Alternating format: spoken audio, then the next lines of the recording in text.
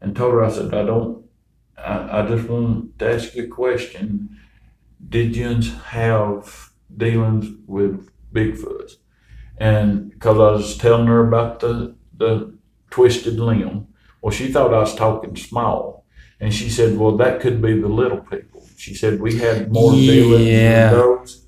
And I accidentally cracked open that can of worms. I actually had a buddy of mine, when I told him that I'd talked to her and she mentioned little people, he turned white as a ghost. He had seen them in his yard. A little man and a little woman dressed, said the little man had like a loincloth on, and the little woman had a old-timey looking dress with a bonnet on.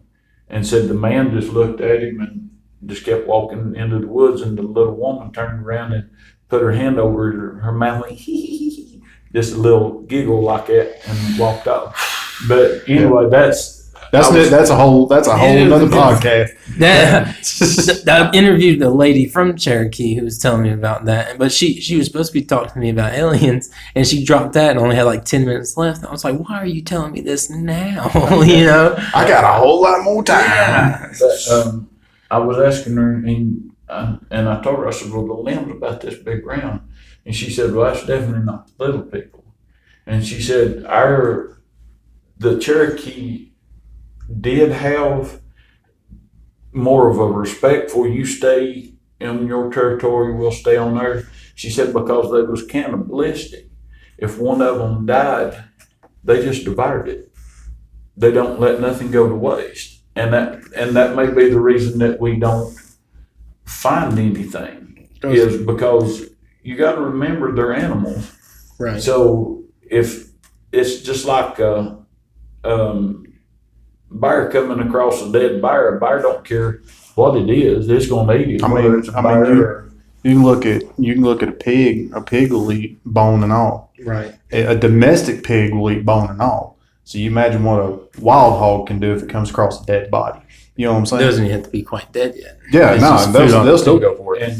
And actually, wild hogs are the only other thing that I found that will actually eat the stomach lining out of a kill. Yeah. Where bears and stuff, they won't. They'll rip it apart, make a mess. Coyotes, same thing. But a hog will actually eat the lining out of it. Everything. And just like the Bigfoots do, the Bigfoots just carry it off. I think they carry it off to wherever it is that they're staying at. So the thing about where they're staying at, and I just found this out recently, and it applies great. During the Great Depression in Macon County alone, there's 300 known mica mines, since mica went for $65 a pound during the Great Depression. They're all abandoned now. There's one up above his house. Yeah, and there's tons more unmapped and stuff. Just people so desperate they just started digging deep holes looking for mica to buy and sell and stuff like that. So a lot of the bears took advantage of it, especially in Waynesville, Nashville area, and they migrate into the mines, and that's how their numbers are coming back because they're using the. A lot of people say that's how the Bigfoots could do too, if they could fit in them. We found a overhang that's big enough for all three of us to get in under, a rock overhang. And we come in, and they'd made a circle of leaves, not in the center, but made a circle of leaves about that high all the way around. And then we come back to take video of it because it wasn't there a month before. So we come back to do a video on it and get evidence of it, and it's gone.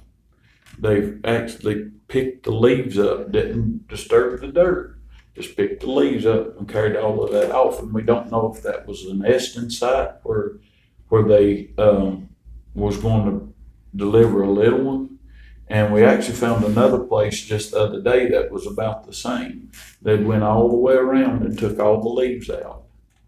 And right in the middle of a big old thicket, and right there in the center of it is just a big bear spot. And so there's enough rock cliffs and all of that stuff around here, plenty of places for them to hide. I actually can take you to trees that's up on Warrior that we could get in and stand inside of. where they're hollered out. Mhm. And Really?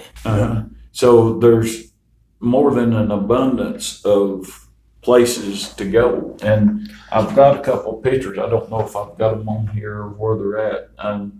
That trip's just going to have me with a shocked face the entire time. Just what's going on? Like, But I've got where something has dug 2 big holes back into the bank, and on top of a ridge, and that's the first place that the sun hits of the morning.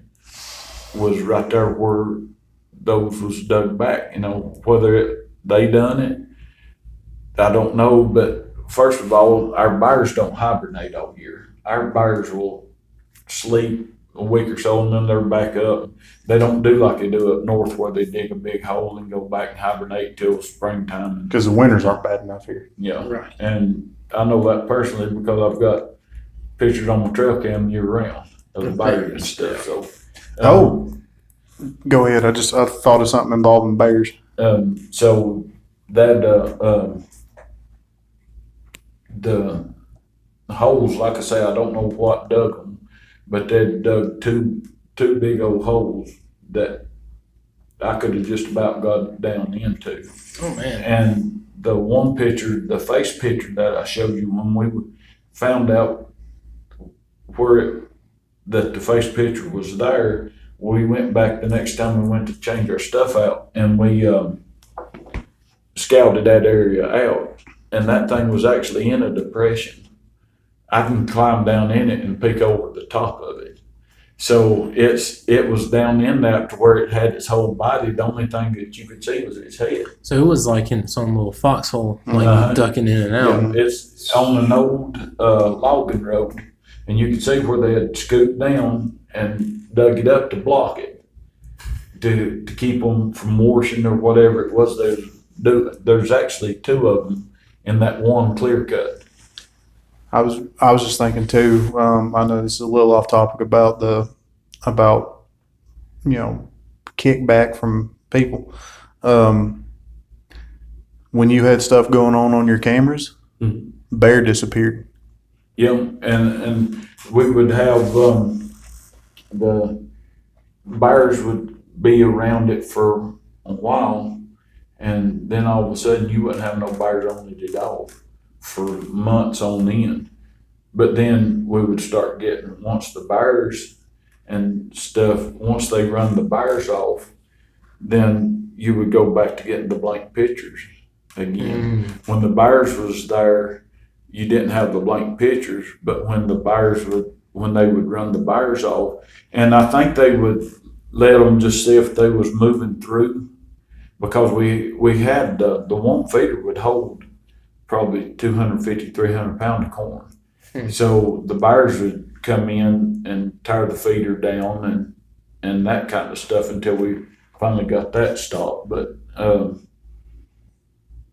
once you could tell when they would run the bears off, and then the blank pictures would start coming back up again. So when they come through their little migration trail and stuff, or wandering through their territory, they just send the bears packing. Yeah, send the bears on their way. I mean, Not much can do that. Yeah. No. I mean, I don't. A big bear around here, a big one, 300-400 pounds. That ain't nothing for something 7.5 foot tall, 1,000 pounds. Nothing but muscle going. All right. Yeah. You know what I mean? Bears are pretty much dominant hunters in North America and everything, And Used to be. Used to be. We used to think they was. Yeah. I mean, they got a record breaker supposedly out there on the Blue Bridge Parkway or something. It might be the biggest black bear. That 800 something pound. Yeah, that monster one. North Carolina had the world record black bear for years. Still does. Still do. Oh yeah, we still do. I mean, down the eastern part of the state, they're killing 400 and 500 pound black bears. And I've on the coast. I've actually got, I don't know if I've got it on this one or not, but on my computer, I've actually got one black bear that's pushing close to 500 pounds. And he got run off. And he got run off.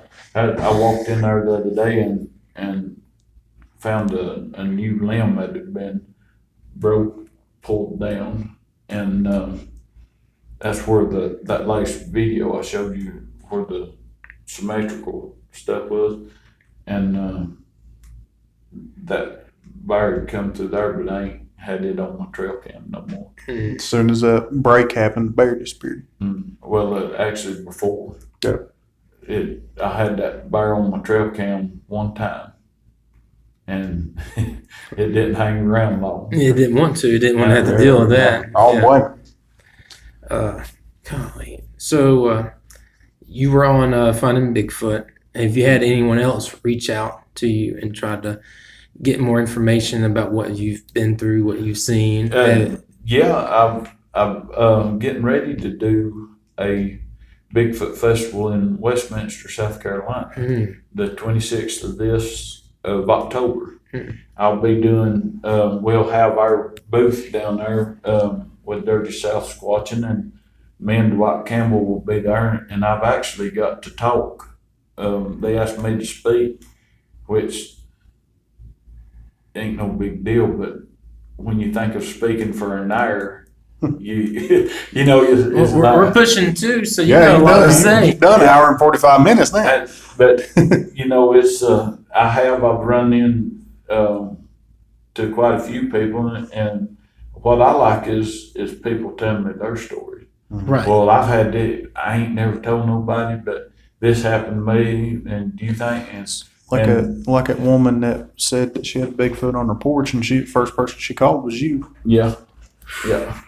And so stuff like that. And there's actually a lot of people here in Macon County that have seen them, but they just don't want to say nothing because people make fun of them. Right. And I'm to that point to where ain't nothing you can say that phases me. No. I mean, I know it's there's somebody asked me at that festival just a few weeks ago. They said, "Are you a believer?" And I said, "Well, I don't want to sound like a jerk, but no, I'm a knower. Yeah. I know for a fact. I mean, and it's just like I know for a fact my name's Tim. I know for a fact I know these things are real, and nothing anybody can ever say or do is going to change my mind because I know what I know." And on the video, if anybody wants to check out the video where we got the face picture from, it's on YouTube under Dwight Campbell, and it's the name of it is A Deer Flush, a Bigfoot, something like that. But I remember it's got Deer Flush and Bigfoot in the name of it. If they want to go away, I'll go check it out later and see exactly how it happened and all of that stuff. With these big festivals, you have hundreds upon hundreds of people coming forward. 5,000? No, that the one we just done this year, there was over 50,000 people there in Marion, North Carolina. And even if half of them are lying, that's still a lot of people. You know, a lot of time it's people either just going to a festival. That's a thing. Some people are going there to get Bigfoot merchandise. And then there are a lot of people who are there and they have a story. It's kind of like when I went on Facebook not long ago and I was asking people about some experiences that they've had. I wasn't narrowing down Bigfoot. I was like paranormal, whatever. Right. And I've still got people messaging me that didn't want to come out and say it on that video, but they're saying, yeah, I've had a demon follow me. I've had all this kind of stuff. And I'm about to go on the, two podcasts. There's the Mountain Murder. I'm about to go on theirs and talk about the satanic girl that I dated from Asheville who took me to the old insane asylum here and stuff. Broughton? Yeah. And then I'm going on another one to talk about the voodoo doctor I met in Argentina. Yeah. Which that was not a good time. Not a good time. No, anytime you're around voodoo, no. I'll stay up here and we'll stay up here in the Bible. We'll stay up here in the Bible Belt when we feel safe. Yeah. There's nothing about it. That Bigfoot, it's flesh and blood. It ain't spiritual. Yeah. That Democrat nominee, what's her name? She's not a very popular one. So she's the other woman, not Warren or Khabib. Her name's not Khabib. That's the MMA fighter. Omar. Kamala Harris. No, it's not Omar. It ain't Khabib Nurmagomedov. Yeah, there's another one. She's spiritual, and she brought prayer rocks to one of the debates and stuff like that. Lord. But they were interviewing her, and she somehow, God knows how, this poor woman, who her handlers let her get in front of a camera, they got on the subject of Bigfoot, and she was like, "Bigfoot's a spiritual creature. It is the spirits of the past." Of who we used to be. And I was like, what are you talking about? If it is, then the past is caught up with us. Yeah, for real. And I ain't gonna get into the whole spiritual thing, because That's a whole nother. yeah, that's a whole can of worms over in the corner there. Yeah, but that's a lot. Yeah. I don't, like I said before, if it's not happened to me, then I try to, like, people ask me about the dog man. And The dog man. yeah, Yeah, have you not heard the dog man? Have not. God, little people, dog man. What am I missing out on? The dog man is almost like a Bigfoot, but it's got more of a head like a canine, got a long snout on it, and that kind of stuff. But people ask me about it. Now, my buddy Dwight has actually got pictures, but when they ask me, I'm like, I don't know nothing about it because I don't. Yeah. And so I stay clear of anything that I don't know. And if I tell somebody something, I know for a fact that it's happened, or like when I was talking about them being killed out and now maybe a population of them coming back because they're not getting killed. That's just my theory. Right. But when it comes to stuff like what they eat, the yells, the screams, the tree break, that stuff I know because I've dealt with that personally. Right. It's stuff that you experience firsthand. Yeah. So, And so I stay away from all of it. Speculation on another issue. And It's like once people have asked me about dog men. They've asked me about the Rougarou down in the Rougarou down, the shapeshifters and stuff like that. now shapeshifters, I think, is you get into the spiritual stuff.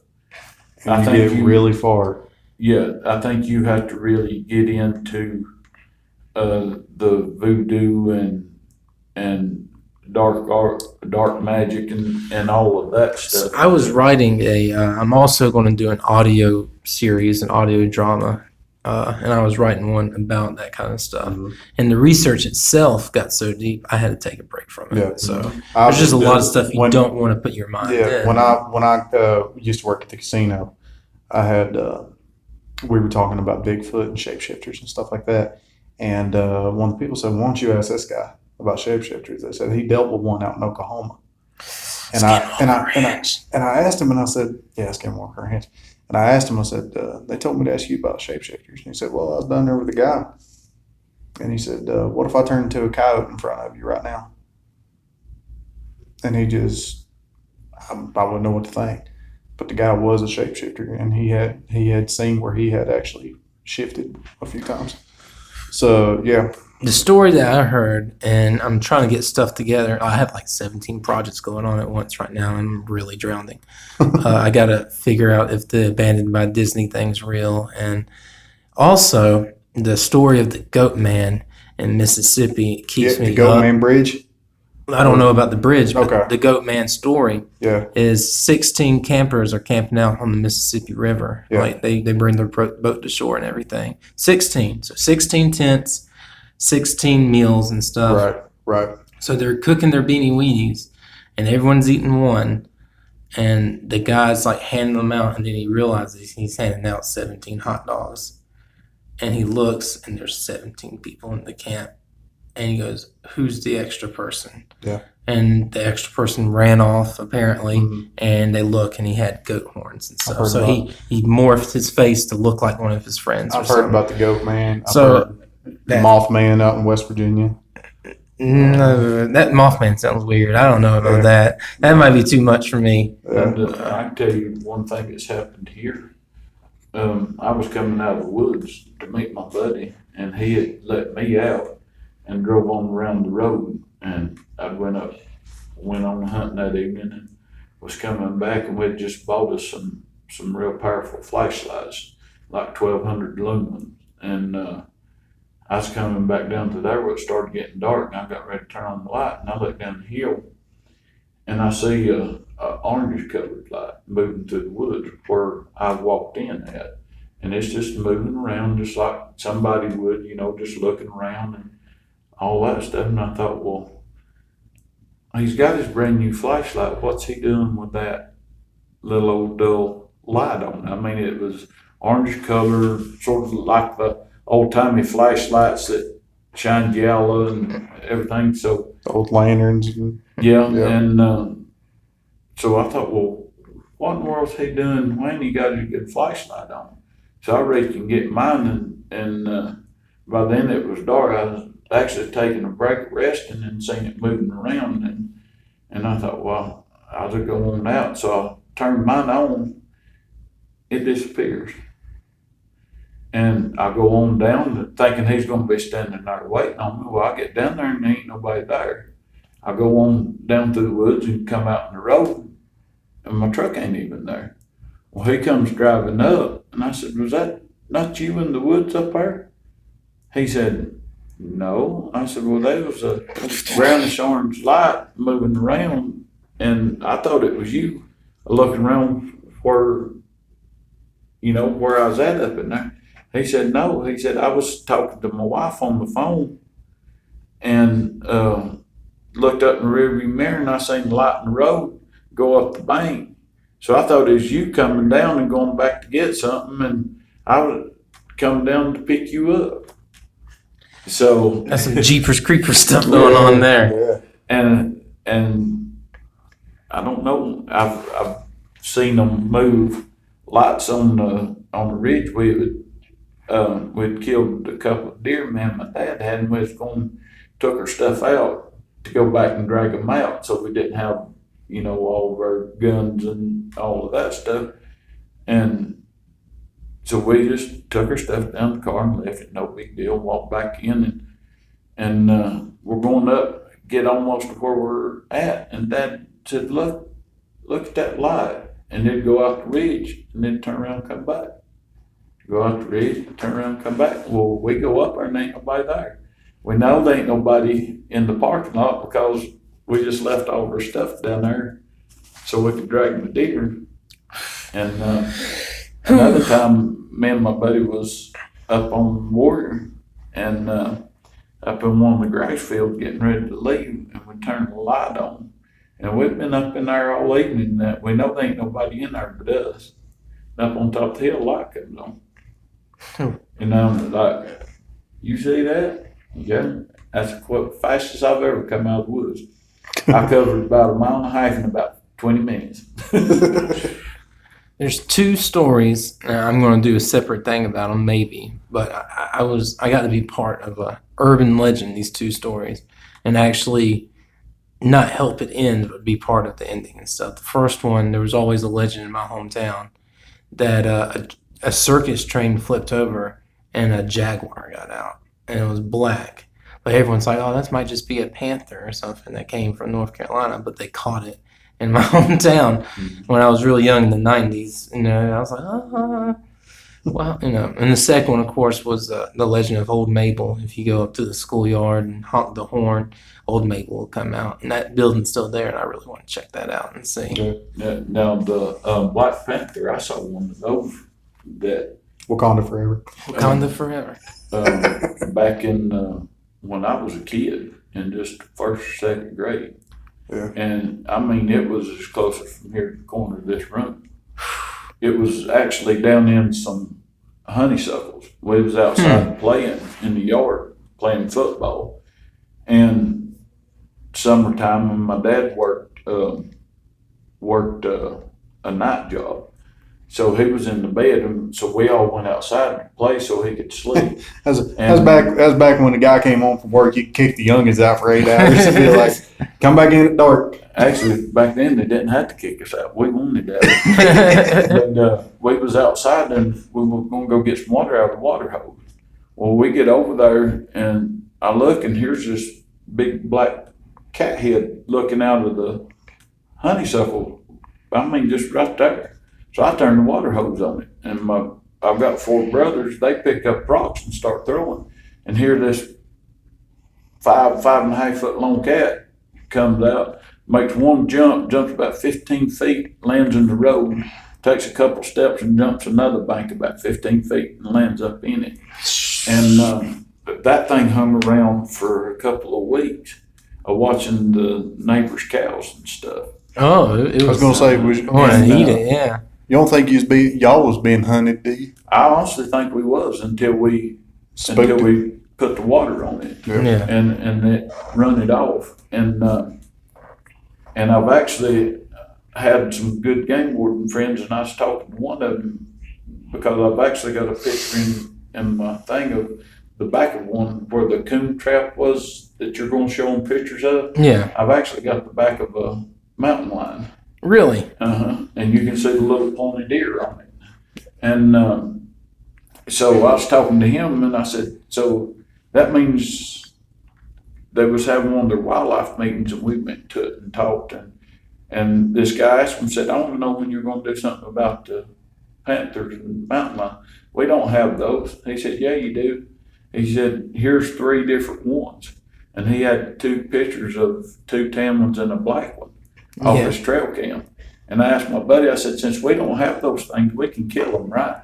He said, no, that's against law. I said, well, how can it be against law to kill something that ain't here? Yeah. And he said the reason that we say they're not here because we had to put the resources into it. We had to spend money on it to find out God where forbid. they're migrating through, how many they are, what's their range, and all of this stuff. And he said, we can be using that money for something else. So we just say that they're not here. And I think that's getting back to the Bigfoot. We're going to get Hillary Clinton here in a minute. You keep talking about that kind of stuff. You're going to accidentally commit suicide. Yeah. We're going to get suicided. And but that's my thought is the same thing with the Bigfoot. They know they're real, but if you go into the impact that it would have on the lumber industry by itself is billions and billions of dollars a year. Especially where they go in to log and cut the timber off and harvest the timber. Well, if you've got people running around, these things are real, you're not going to know if they're in this section or not. Because so you think it would halt all? I think it would put a damper on it. A lot. If the government come out and said, yeah, these things are real, well, the first thing they're going to want to do is protect them, which I think they need to do. And there are some states that have laws against killing them. $1 million fine, something like that. It used to be a federal thing. New Jersey has that law, but they also don't have a law on incest, so they're kind of crazy up there. But like there used to be it was a federal law. It was $1 million fine to kill a Bigfoot. Right. And but if you get into that aspect of it, you're stopping a whole industry and all of those jobs, all of that money that goes into the economy is going to be stopped because you don't know where they're at. You don't know if they're going to be in this section of woods or over here or where they're at until you send somebody in there. Well, it took us forever to start getting our evidence together. Right. So you're talking, well, it's 2019, so 13 years, and I still ain't got an actual full photo of it. And I've got a lot of evidence of what they've done. But if you're going to say, well, we can't cut this tract of land because they might be in there, well, they might be in that one too, and you just don't know it. Yeah. And so I think that's one big reason, and I've actually heard of quite a few stories of government cover-ups coming in, intimidating people. You did not see nothing. What attacked was a bear. And well, when that bear stands up on 2 feet, runs by me and takes his arm and knocks me out into the lake, That's an awful big bear. The two biggest ones that come to mind, and one by our own wonderful government, is the Fed was trying to get the highways in California finished.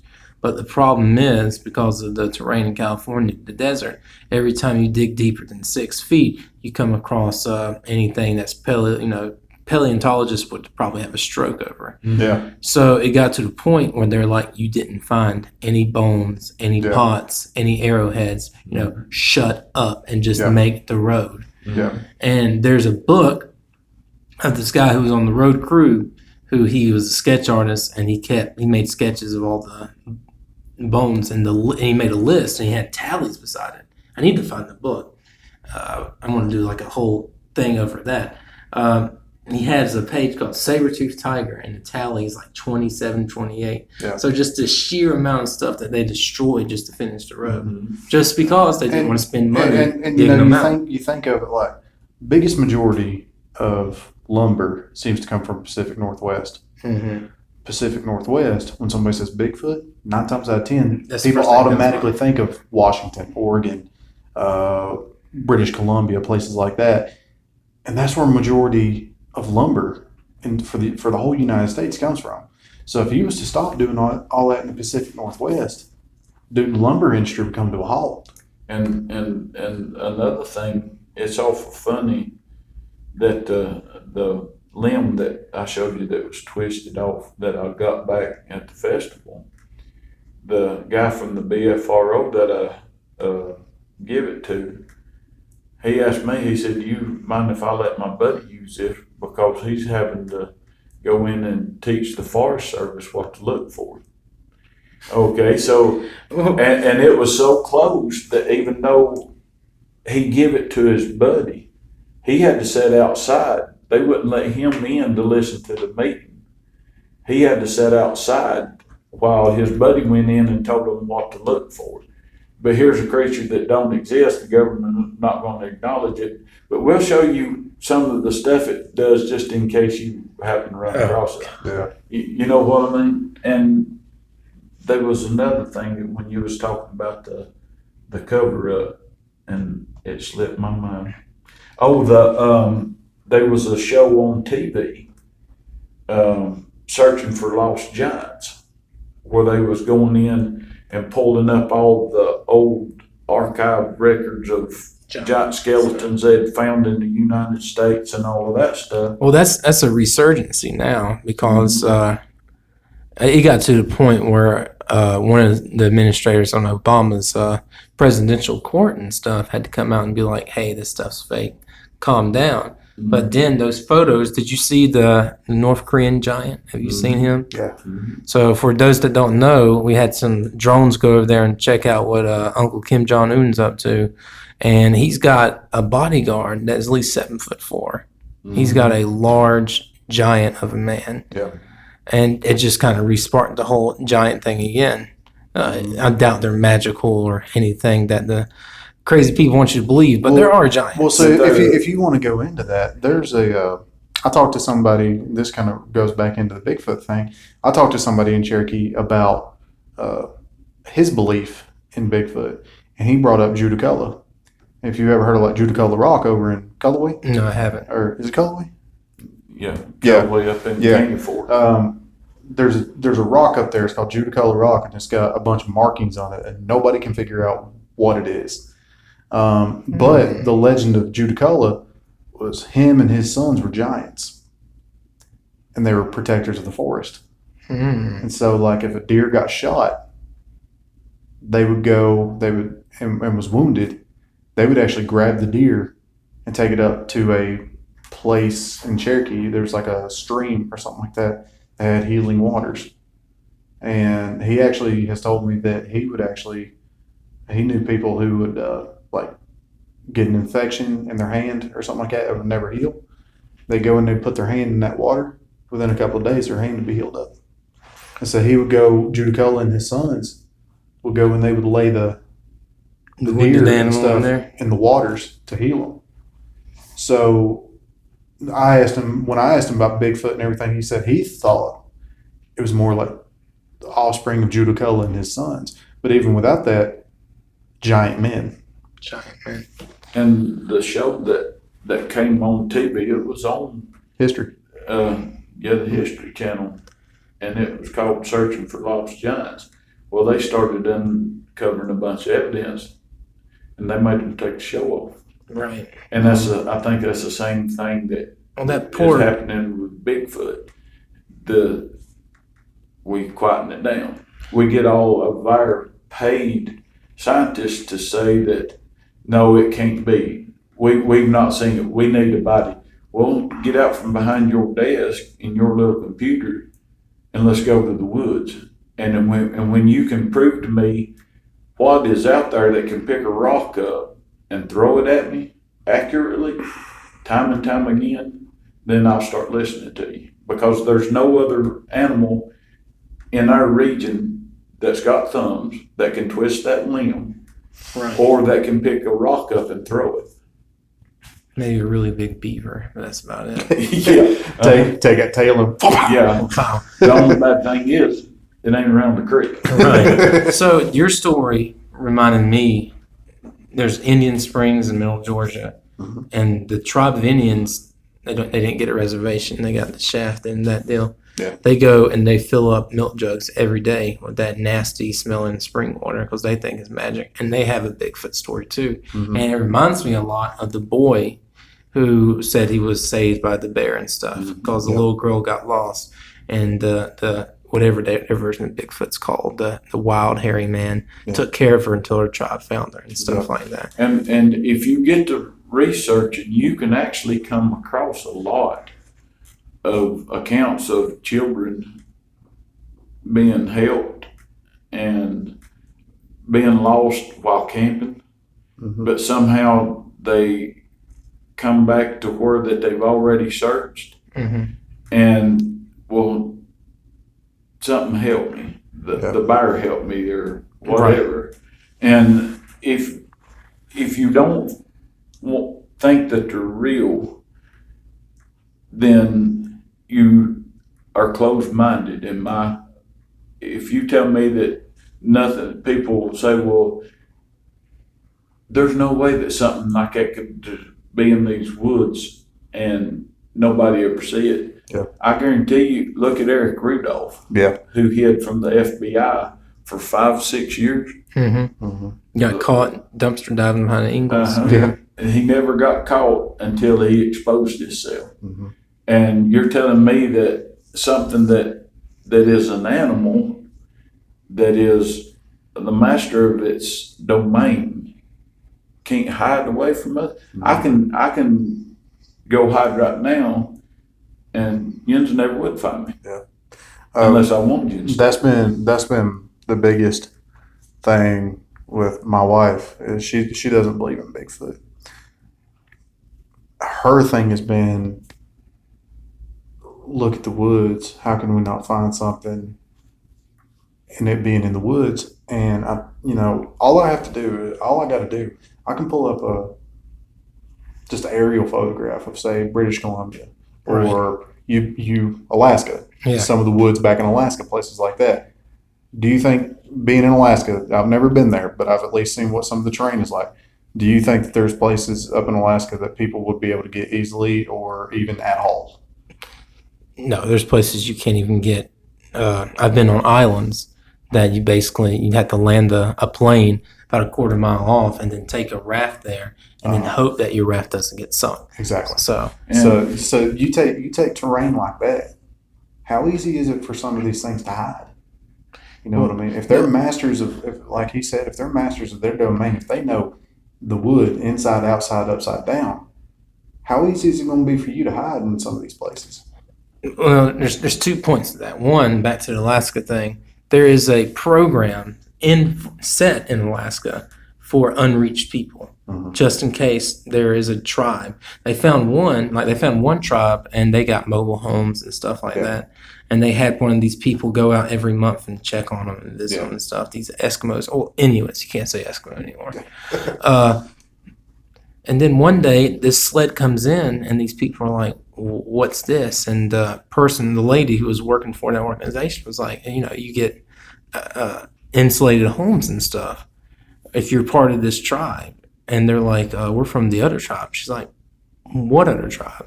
And not even 7 miles into the woods, there's another band of people who are living in igloos and stuff. Exactly. I can take you to a place here and get up on top of the mountain and show you back towards Standing Indian, places like that, and you tell me that people can't, an animal can't hide.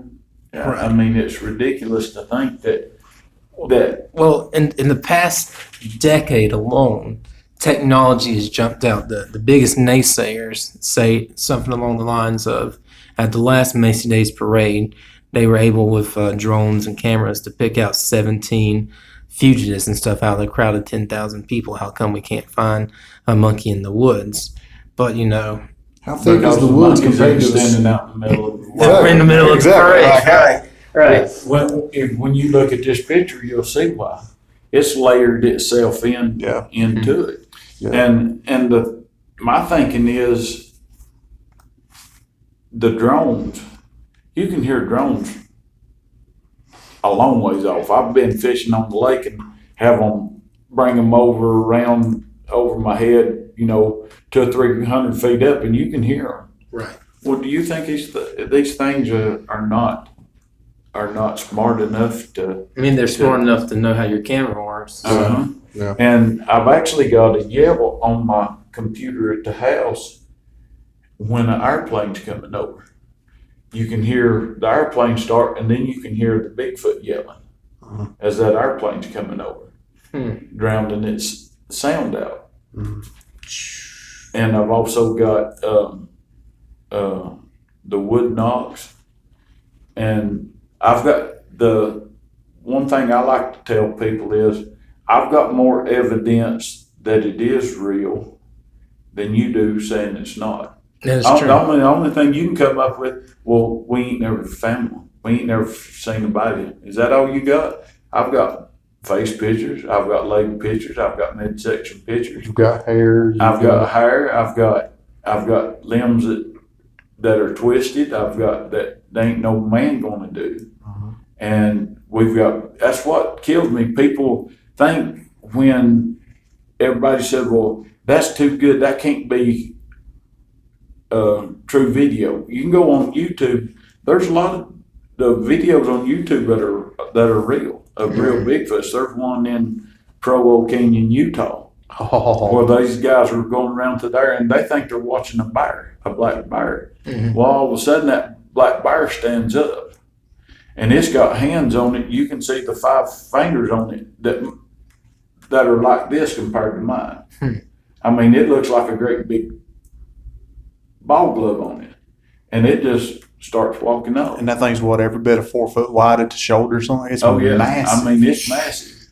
And there's videos there. It's whether people want to accept it or not.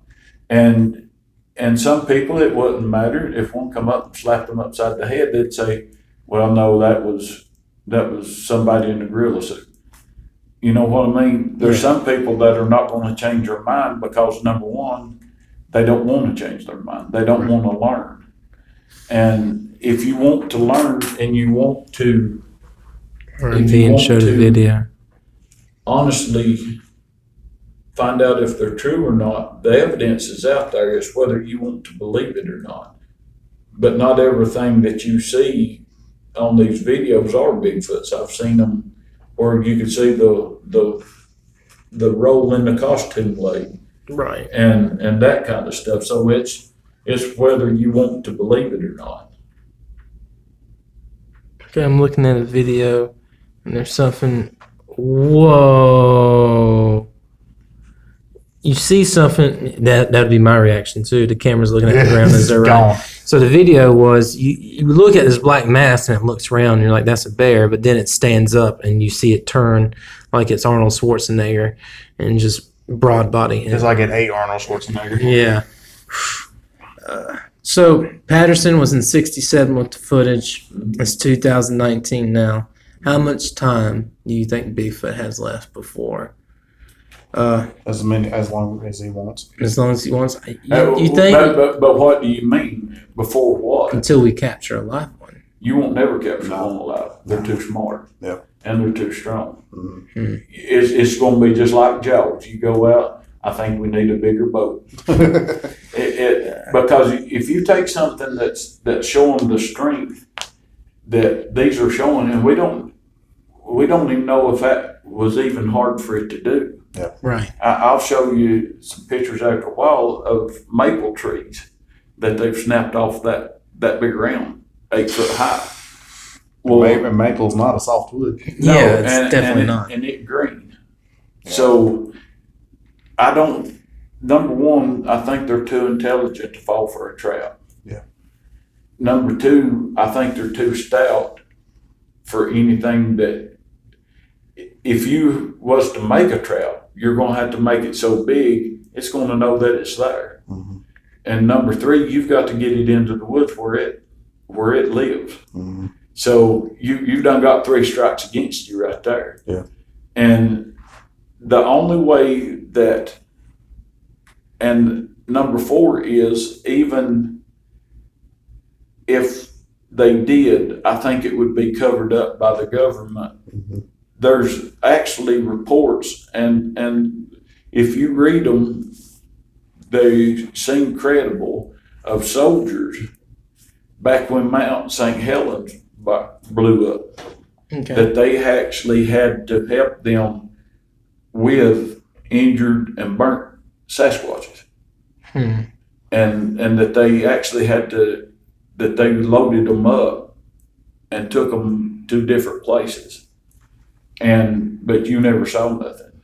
And then it's like Area 51. You work in Area 51, you ain't seen nothing, you don't know nothing. Regardless of how many people tried to raid that was a few days ago. That was awful. That was almost comical. Yeah. That lady who's now doing 10 years. The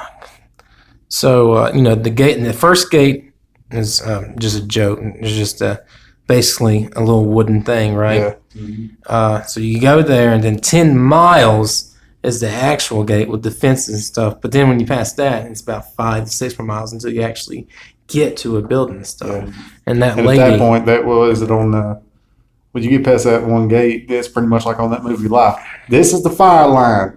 Yeah. You do not step foot past the fire line. But that lady pod walks from the first gate all the way to the second gate, just arms out. Thinking she's done something. She's like, oh, I showed them, and they were just waiting for it at the second gate with handcuffs. Like, well, congratulations, you committed a federal, a felony. Yeah. You get to go to the nice prison, but Yeah. And that's the thing about it. The Bigfoots are just like the guards. They know it from the time you step into the woods until you leave. Mm-hmm. You're not going to surprise them. And well, let me take that back. That video a while ago is a good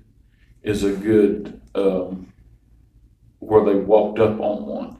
You can, and you might get videos like that, but as far as being able to go in and trap one or anything like that, I don't think it'll ever happen.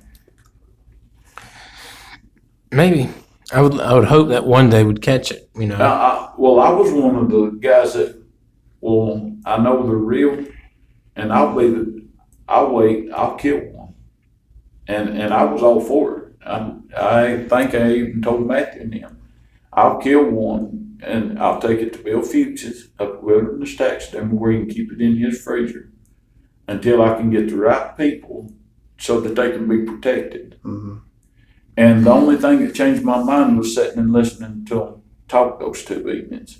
Not long after that, I heard them doing the conversations back and forth. And that's when I realized right then they're too intelligent to kill just to prove they're alive. Yeah. I know they're alive. And so I'm not going to go out and kill one and say, all right, here it is. It's real. Matt Moneymaker from Finding Bigfoot even told you that because at least that's the cut that they did on the show when you said that you always said that you'd do it and then you heard them chatter, thought different. Mhm. I remember Matt Moneymaker even talking to you saying it's funny how so many people say, "Yeah, I'll be the first to kill them," but they never. There's nothing in them once they hear some of the stuff. Mhm. They don't have it in them to pull the trigger. Or when they see them and they say they look too human. Too human. And stuff like that. Mhm. And like I said, I would have done it in a heartbeat. Little did I know I'd have never got out there with it, because how you going to drag something weighing 700-800 pounds? Yeah, that's And the then- problem, right? Because you basically have to be by yourself to run a pond. If you're in a group, you don't have a chance. Yeah. And then if you pop one, they're either going to drag off the body or drag you off. So- that's it. I mean, and that was before I figured out that they was Running in groups.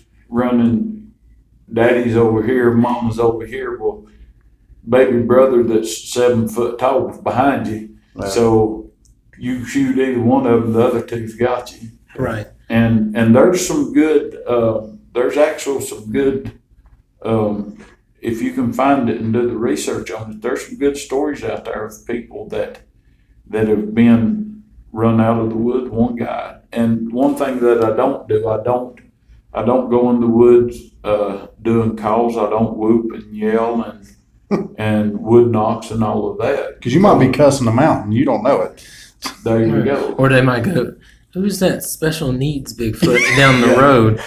He's giving our location away." Yeah. And, Yeah. But the one thing is, you don't know with their language what you might be doing. I've heard Right.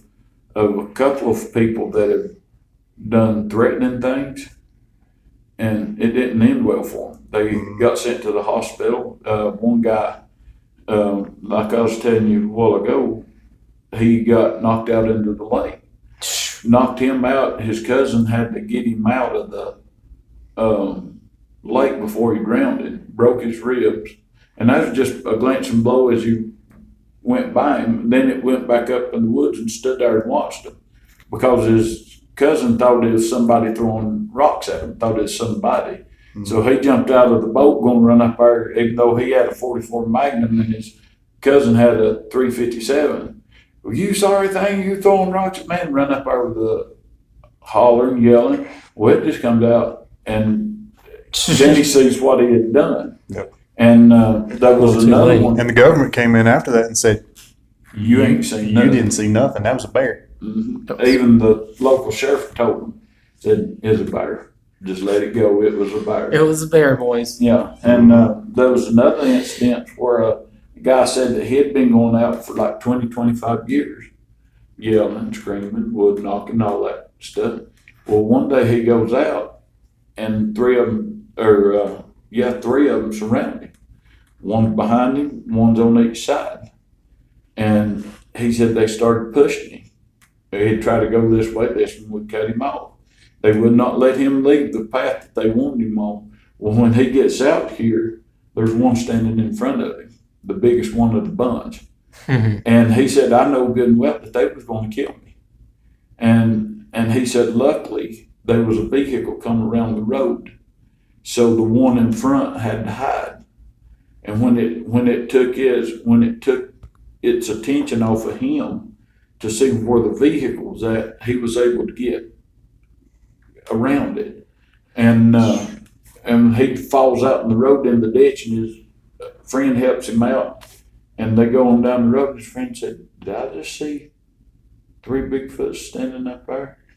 And he said, "I know good and well."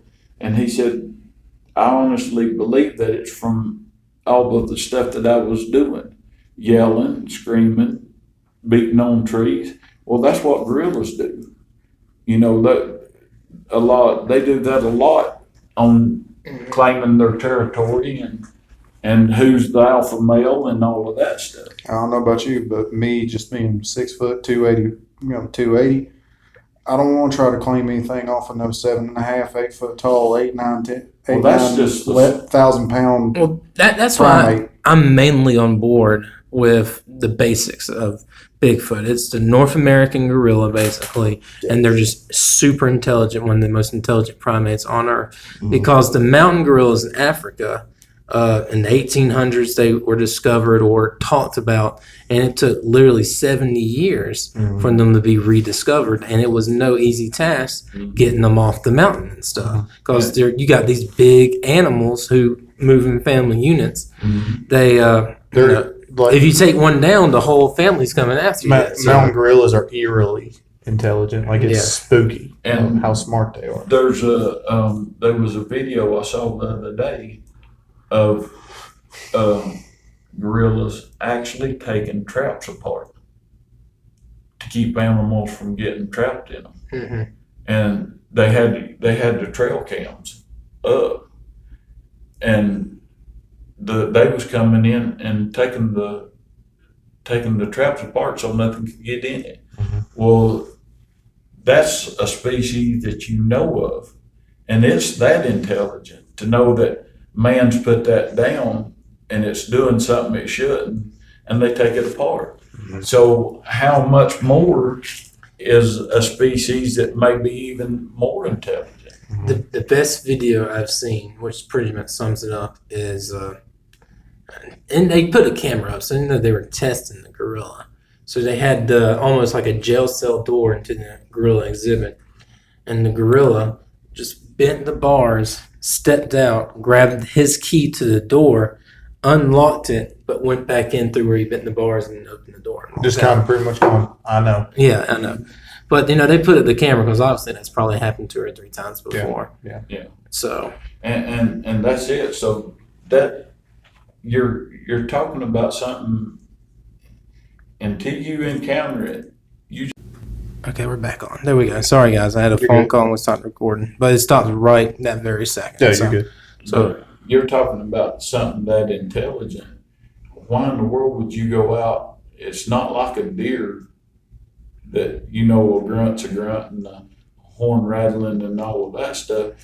A big deer comes in, so what? You're talking, and the one track that we found is they're estimating it to be over 9 feet tall. And that's the males. The females are the ones like the one that I've got the picture of, 7.5, 8 feet tall. They are thinking are the females. The males are actually even bigger than that. And I mean, okay, you're a Godzilla fan, just like myself. That's right. How smart is King Kong? Kong is a thinking animal. The best line from the 1962 Kong versus Zilla movie, when Kong gets blasted in the face with fire, and they go, "Oh, they won't let that happen again." Kong's a thinking animal. I think Bigfoot is the same way. Okay, so you guys send me all these photos so I can put it in the video. We'll definitely send them to you. So that's the toe, right? Right there. That I'm looking at the Bigfoot footprint, the most, the biggest thing in the media, the culture. What revolves around all of this is the footprint itself, and it's huge. That's 2.5 Subway sandwiches at least. And just the width. And that's actually 6 inches water. wide. It was so heavy, it was raining the day we got that, so it had to be just in front of us. But it was so heavy that it sunk down and filled up with water. We couldn't, there's no way we could do a plaster cast on it because of, number one, just the rain that was there. But you can see, compared to that footprint, that it's twice as big. Not in length, but I mean in overall just size. No, it's big all the way around. And it's that ginormous. They're thinking would go 9 feet taller. You have NBA players running around in the woods barefooted, basically. Yeah. But they ain't that heavy, though. Yeah. They wish they could run around like that. Shaq ain't got nothing on these boys. That would make an interesting basketball team, basically. The Seattle Sasquatches. Yeah, well, I don't understand why that's not a team. Baseball. The way those things can throw rocks. Oh, yeah. We need Just the bigger power baseball and fields. the accuracy. You couldn't hit it. Barry Bonds couldn't hit that thing. Either that, or could you imagine one of them actually coming up to bat, Oh Lord. and go down to SunTrust Park and knock it all the way up to here? What plays in my mind is just us Bigfoot doing, forget it, I'm done, and just walking to the middle of town. Just go, I'm done hiding. How would that affect us as the people? Like, We will go into mass hysteria, I believe. you think so? I honestly believe it would be mass hysteria. And then there'd be some of us saying, I tried to tell you. Yeah. but for everybody else that doesn't believe it, I think that's a perfect recipe for mass hysteria, because they have been portrayed as a monster, Right. and they're these big, strong animals. They're all this kind of They're stuff. mean. They're mean, all this stuff, and it would cause so much mass hysteria for something that doesn't deserve it. Right. You know? It's just the animal. Exactly, it's an animal, and I don't think us as humans, because also putting on how smart those things are. Humans love having this idea that we are the smartest thing around. I've met dogs smarter than most people, So you get something this smart. Hillary Clinton and the Democrats are not involved, but Guys, I'm trying to monetize this. Like, calm down with these political comments. but At least $2 off of this. I'll give you $2. Oh, we're good. Go. Just dog them out. But like, humans are so caught up in thinking that we're the smartest being on this planet, that when you get something that is so smart and everything else, we wouldn't know how to handle it. And I think that's where the mass hysteria would come into. It would either be people doing a witch hunt saying we've got to kill them all because there's these big animals. It would end up being people halting everything, like the lumber industry, saying, well, we need to protect everything. And there would also be the people, we need to try to find them and study them and do all this stuff, which would end up making it worse for them, because at this point, they would end up being hunted for experimentation. Between all those three, we wouldn't know what to do. It'd be a big hiccup in everyday life. It would, and it would make things so, just on the Sasquatch's end, it would make life so difficult for them after that, because more people would be trying to go after them, because that would be their white whale. You know what I mean? Mm-hmm. And it'd be the ultimate hunt. It would, and it would be terrible. Be like Orson Welles when he said the aliens was landing on the radio back. The original War of the Worlds. And then everybody, it just went pure panic across the whole nation. They thought it was actually happening. The Y2K bug. Everybody bought into the Y2K thing. Mm-hmm. People stocking up. Mm-hmm. People stocking up for 2 years worth of food and everything else over something that didn't happen. Right. Like, it is so easy to cause humans to go into a mass hysteria that you get something that people have been after heavily, at least for going on a little over 50 years now. Because Patterson kind of sparked the whole thing. Right. Something that people have been so heavily invested in for 50 years, and all of a sudden here it is. It just, we would not know how to handle it without, people that don't believe in it. If all of a sudden it was right there, they wouldn't know how to take it. Like, it would just be a mind melt, pretty much. And also you've got the scientists and all of that stuff. They will this, that, or the other, just like they thought the coelacanth was extinct. Mm-hmm. Yeah. Well, they're catching them off the coast of China. Mm-hmm. So evidently they ain't extinct. Mm-hmm. And that's another thing, is they would lose. That's the reason I think that the academic world tries to keep it played down. Right. Is because, number one, they'd have to admit that's wrong. And number two, if you're getting grants from the government and the government tells you this don't exist, or we're cutting your funding, what are you going to do? Yeah. That don't exist. My livelihood depends on it. Yeah. It's a whole lot easier for me to say that they don't exist or do exist when I ain't got no stake in it. Right. And Well, the biggest thing, of course, my arch enemy, the Smithsonian, two things.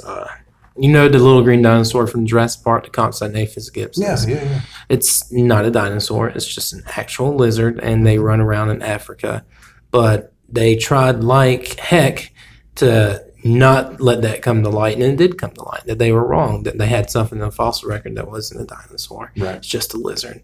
The second thing, of course, is the execution of the Tasmanian Aborigines. They released an article saying, the first month released an article saying Tasmanian Aborigines, cavemen, ? And then the next week they're like a cash reward for proof of cavemen or missing links. So big white hunters went down there and started killing the male Aborigines and boiling the skin off the skulls and mailing it to them.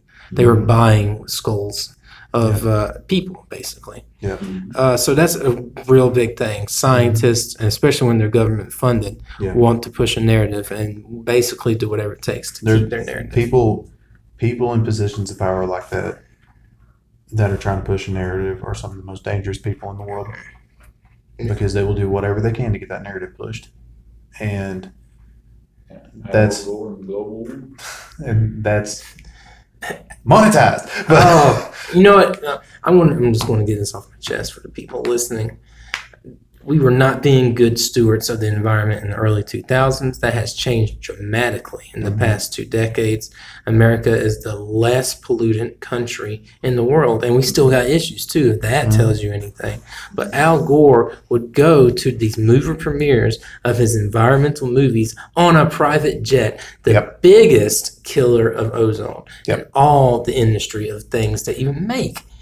If you go back and research and right now in September, they're looking at blizzard conditions in Montana. Yeah, it's snowing. It snowed in Flagstaff yesterday. Yeah. If you go back and check it, and if you were doing deep enough research, you find that Al Gore was the one making the money off of it. Oh yeah. And that's all it was. It's just like all this other hype. It gets just like Y2K. It gets blowed up. They follow the money, and you'll see who's behind it. And if you go out, you'll be scared where you follow the money too. And if you go out and get actual scientists that are not being paid by anybody, that are doing actual studies that are unbiased, freelance research. Yeah, there's the whole global climate thing is a joke. They showed a thing off of a picture I seen the other day that said back in the 80s or something like that, that this was the seas was going to do all of this. They went back and took a picture. It's exactly like it was then. Right. You're going to have warming trends. The Earth's done that ever since it was created. It's going to warm. It's going to cool. I mean, Yeah. We're overdue for an ice age now. And it's awful funny that the global warming, usually whenever they have their summit and all of that stuff, they'll have some of the coldest temperatures that they've ever had in that place on record. Right. And we had mornings this last July where it was 55 degrees. Right. But they won't look at that. They'll look at the highest of that day. Yeah. I'm like, you having extreme temperatures everywhere. Yeah. Like we had the hottest time in Alaska this year, but surprisingly enough, on the opposite side of the world, we had the coldest it's ever been in Chile and Argentina. Mm-hmm. So you need to tell me, like, why is it more important for one place to be hotter if when the place that's used to be hot is colder? Mm-hmm. And I know they want to use the whole thing. Well, that's weather. No, it's not. Weather is not temperature-wise. I still think that some of these big earthquakes that we've had, the big ones, haven't tilted the Earth a little bit. and it's throwing the temperatures off. Well, the theory behind that, not to like go nerd on you or whatever. No, you're good. But I'll nerd it up with you. Oh, let's get it. The original I'm against it. the original theory of global warming before Al Gore hijacked the term was the changing of the poles and the magnitudes. There's believed that sunspots in the sun would change the Earth's gravity so slightly that the poles would relocate itself. Right. And that's what we call temperature change. Originally, before the Black Plague and stuff like that, it was believed that we got hit by a sunspot, and that's why the weather changed. Because even during the Pilgrims' time, they used to have winters that were literally so bad it would wipe civilizations off the face of the earth. But we don't have that right now. Right. So it's believed that either, like you said, an earthquake would just change the poles or locations or the tilt of the earth, or a humongous sunspot would come and change that. Right. But we've had so many solar storms. yes. I mean, And who knows what all the nuclear testing in California is done too. So bomb and nuclear testing. We're going to go back. I'm going to tie you back into Bigfoot real quick so we can get you monetized. Here we go. Have you listened to the whole thing about the Russian Yeti that killed the hikers? Yeah, look. Hang on, let me see how much time we have left. Okay, we got 16 minutes. Let's get it. Okay. Let's get it. I've read a little bit about it, about the people taking their clothes off and running in the snow. Yeah. Yeah. And Cutting their tent from the inside. yeah, to get out. They were doing bomb testing up there a little bit before those students came. And I think it made something mad because those students were found with their faces ripped off, which if you look at what chimps tongues pulled out. Chimps will do the same thing. Yeah, chimps will bite people's faces off Yes, and other monkeys. That they had such massive injuries that a human couldn't do it. It couldn't have been done Right. by a human. It was too massive. Yeah. And that gets me back to what was talking earlier, them watching what man's doing. Yeah. Right. When we settled this and started this continent and started killing everything inside. Well, the Russian ones, have they had those bombs going off close to them to where they associate that with man? That's the reason I don't do no yelling. I know some guys that take food in and gift them. That kind of, I don't do it because if something happens to me or somebody else goes in, a guy goes in hunting and they're used to me leaving food and they say him there, well, they get a little brave just like bears do. Yeah. All right. And they go up to him and he has to Kill one or keep tries giving to defend snacks. himself or whatever. Yeah. One of those gets killed or he gets killed. And so that's it. That's the reason you don't. Basically. If you want, my best advice is do it on their terms. Yeah. You go in, sit down, be quiet, observe, let them come to you because they will. They're curious. passive observation. Mm-hmm. And don't do no threatening, anything like that. So what just hit me is cause I don't know. I shared it on my Facebook. I don't know if you saw it. The guy who raises the bison and he has a stockade like cows, but he had the bison's head in it and it's as big as a small child. Mm-hmm. It's like the head itself is like 3-4 feet long or something. Yeah. Bigfoot probably thrived really well before, like you said, white man came and killed all the buffalo and stuff like that. Our ecosystem was made for larger things, moose, elk, bison. And in case you forgot, them wolves were pretty dang big before. 7-8 foot. Yeah, them timber wolves. Monster wolves. Yeah. So it's possible that it is, like you said, an animal from a forgotten ecosystem. Right. So. And just because we changed it, don't mean they had to change. Exactly. They don't do things on our terms. If they was here, if you can go back to where that, even in Indian culture that was here before we ever got here, Leif Erikson talked about them when being here. Some of the ugliest men he'd ever seen. He'd talk about how hairy and big and all of that stuff they was. But if you go back to that, it ain't from 67 till now. We just discovered them. They've been here the whole time. People has talked about them ever since we come to this country. And the natives were talking about them before then. Ever since we come to this continent, they've talked about them. Ever since any records being kept by the Indians or whoever, there's records of them. And for us to think that they couldn't still be here, I mean, that's foolish. You get a little narrow-minded, and evidently don't spend a lot of time in the woods, or you'd learn real quick that it don't take a deer can make it in the middle of Atlanta. I mean, there's parks and stuff like that where deer are actually in the city limits of Atlanta. You can only go in and bow hunt them because there's so many of them. They have to try to keep them. Well, that's inside Atlanta limits. Atlanta. Yeah. I mean, and up here in the mountains where we've got hundreds and thousands, if not more, of acres with no houses on them. Detroit has Belle Isle. It's full of deer, and that's Detroit. Yeah. I mean, excuse me. The stretch between Cherokee and Gatlinburg, that parkway, there's spots in it man's never even seen before. I looked it up, and I forget how many hundreds, thousands of square miles that the National Great Smoky Mountains National Park is, but it's up there. Yeah, that man can't set foot in.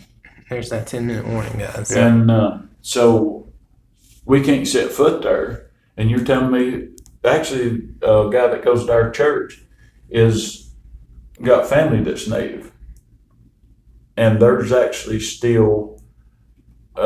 His grandma told him when he was growing up that they were still native people that had never been settled. Yeah. They ain't never come out to civilization yet. Instead of going the Trail of Tears, they hit the woods. Yep. We ain't found them. Where they at? That's actually really, I want to look into that. Yeah. All right, we're going to wrap it up because they're giving us a 10-minute warning. Thanks, guys, for coming and talking. You got anything you need to plug? Here's the best part of the podcast. People wait for the plugs. Any Dirty South Squatching. Dirty South Squatching. And if you want to see some of the stuff that we do, go in on YouTube and look up Dwight Campbell. Dwight Campbell. I want to put some of his links below. And if you want to, like Matthew said on Dirty South Squatching, you can actually, on our Facebook page, one of our buddies, Bob Trent, standing there, and there's actually a Bigfoot's hand pulling the limb down behind him. He had a feeling that it was behind him, so he took a backward selfie, and it's got the hand, you can actually see the fingers curled around with the fingernails in it, and the arm running over to the side. God. And if anybody wants, I know as far as I'm concerned, they can hit me up on Facebook if they've got anything they want to talk about. Matt Dills, find me on Facebook. He's trying to get his own show on Sci-Fi, talking about weird stuff. I'm trying to get a hunting show going maybe, but that's neither here nor there. But at least if anybody's got any questions about, or wants to talk to him about anything paranormal, anything Bigfoot, whatever, feel free, come to me. I'd love to hear about it. And mine on Facebook is Tim Deals. Holler, ask me questions, tell me stories, whatever you want to do. I like. Yeah, if we get enough people to bring stories, we'll do another one. We'll talk about that. We'll just read the stories people send us. Gladly. Yeah. And Matt's hunting show is going to be called "What's the Deal with Shotguns?" Oh, all right, guys. Thanks very much for coming. Thanks. I'm glad I could take about 3 hours of your life to sit down and talk. You'll never get back. There you go. Hopefully, I get $1 an hour from this. So we'll see. All right, guys. Let's give them $3 when we leave. Since y'all's buying us lunch. Is that the cost? We're not eating then. I was a little happy. Yeah, we're going to split.